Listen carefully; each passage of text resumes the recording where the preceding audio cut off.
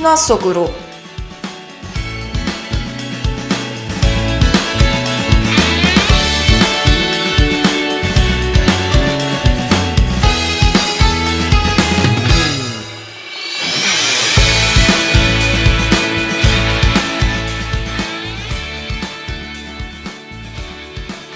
어렸을 때 많이 읽었었던 신화 이야기, 다양한 신들의 삶을 보여주던 그 이야기를 여러분들은 기억하시나요? 책 또는 만화로 접했던 몇몇 신화들이 어렴풋하게 기억나실 텐데요. 그때 그 시절, 추억의 신화 이야기를 풀어내는 시간, 신화 속으로. 오늘의 주제는 건국입니다.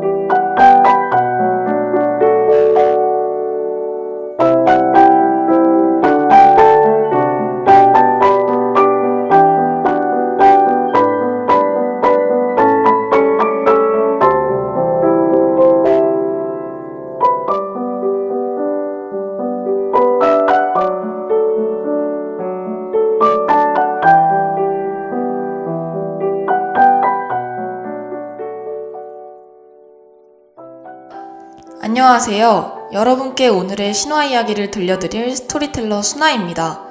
오늘부터 신화 속으로에서는 한국 신화를 다뤄보려고 하는데요. 그에 걸맞게 첫 신화의 주인공은 우리 역사상 최초의 국가, 고조선을 건국한 단군입니다. 환인의 아들인 환웅, 그리고 환웅의 아들인 단군. 이 이야기는 환웅의 이야기에서부터 시작하는데요. 환인의 서자였던 환웅은 자주천하의 뜻을 두어 인간 세상을 구하는 일을 탐을 내곤 했습니다. 이때 아버지가 아들의 뜻을 알고는 천부인 3개를 주고 가서 그곳을 다스리도록 허락했는데요. 환웅은 무리 3천을 이끌고 태백산정의 신단수 아래로 내려갔고 그는 그곳에서 신씨라 부름과 동시에 스스로 환웅천왕이라고 칭하기 시작했습니다.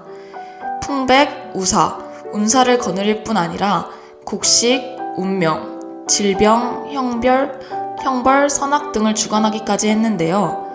세상에 있으며 무릇 인간의 360여 일들을 주관하고 다스리고 교화했다고 하니 천왕이라 부를 만도 하겠죠?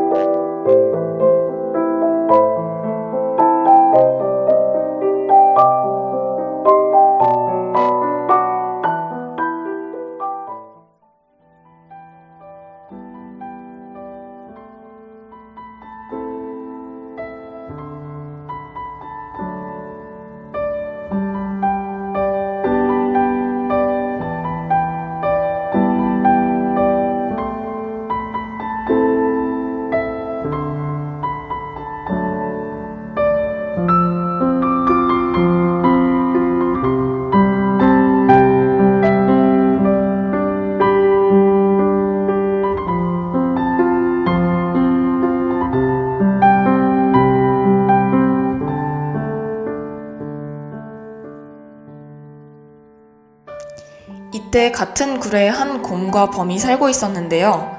그들은 늘 환웅에게 변화하여 사람이 되기를 기도했습니다. 이에 환웅은 그들에게 신령한 쑥 한 줌과 마늘 20매를 주며 너희가 이것을 먹으면서 100일 동안 햇빛을 보지 않으면 사람의 모습을 얻을 것이다 라고 했는데요. 곰과 범이 이를 받아서 먹으며 삼가던 중 참지 못한 범은 사람의 몸을 얻지 못하였고 곰은 100일이 아닌 21일 만에 여자의 몸을 얻게 됩니다.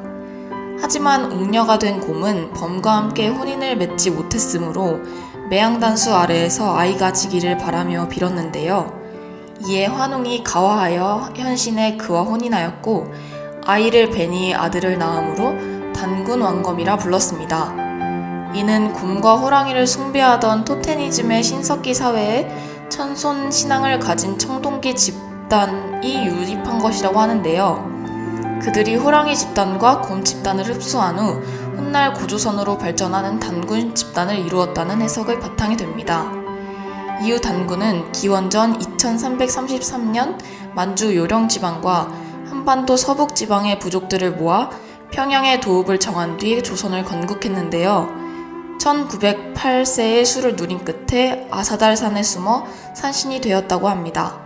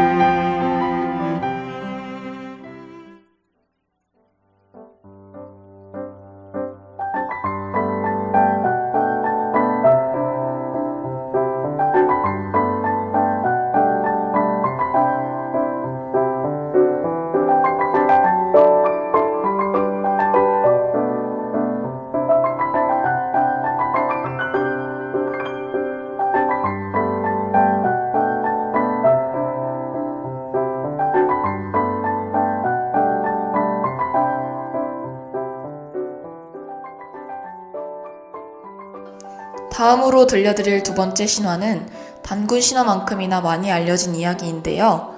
고구려의 건국자인 주몽 신화입니다. 주몽은 해모수와 유아 사이에서 출생하였는데요. 천재가 태자 해모수를 부여의 옛 도읍지로 보낸 것에서 이야기는 시작됩니다.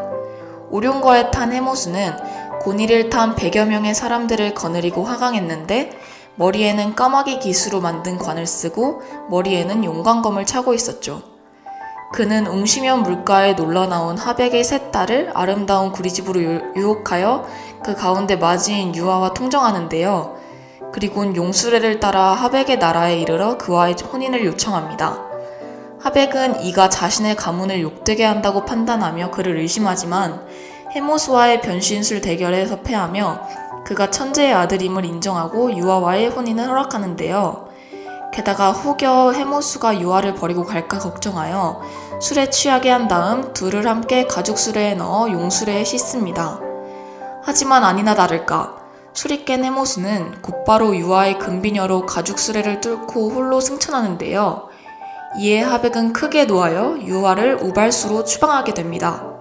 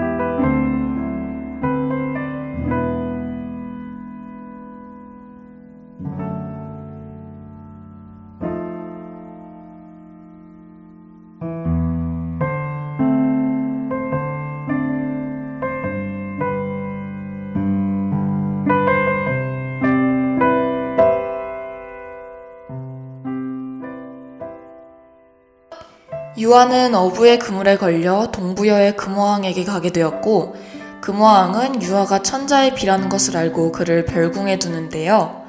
그곳에서 유아는 햇빛이 몸을 비추어 임신하고 왼쪽 겨드랑이에서 큰 알을 낳습니다.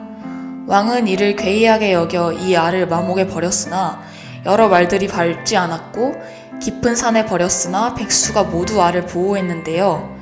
이에 어쩔 수 없이 유아에 돌려주었더니 마침내 한 사내 아이가 알을 깨고 나옵니다. 아이는 한 달이 지나지 않아 말을 하였고 활과 화살을 만들어주자 백발백중으로 파리를 잡았고 이에 유아는 그의 이름을 주몽이라고 짓는데요. 주몽은 성장하면서 금화왕의 7아들과 함께 사냥을 다녔는데 너무 뛰어난 나머지 늘 질시를 받게 됩니다. 결국 그는 유아가 준비해준 준말을 타고 새 벗과 더불어 동부여를 떠나게 되죠. 압록강 동북쪽 엄태수에 이르러 채찍으로 하늘을 가리키곤 천자의 손자 화백의 외손을 불쌍히 여겨달라 라고 말하며 활로 물을 치자 물고기와 자라가 다리를 만들어주는데요. 이에 뒤쫓는 군사들을 따돌리고 무사히 강을 건너 졸본에 정착하였고 그곳에서 나라를 세우게 됩니다.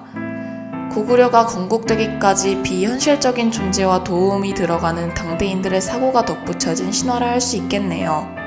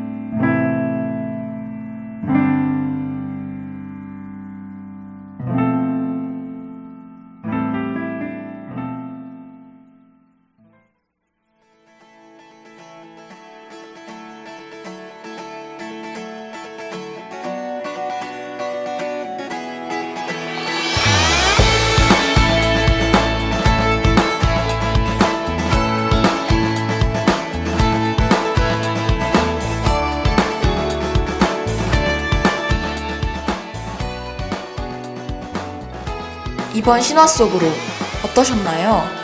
오늘 두 이야기는 건국에 관한 신화였는데요. 모두 역사적 사실에 비현실적인 요소를 곁들인 내용이었습니다. 그럼 다음 이 시간 신화 속으로에서 더 재밌는 신화를 들려드리도록 할게요. 안녕!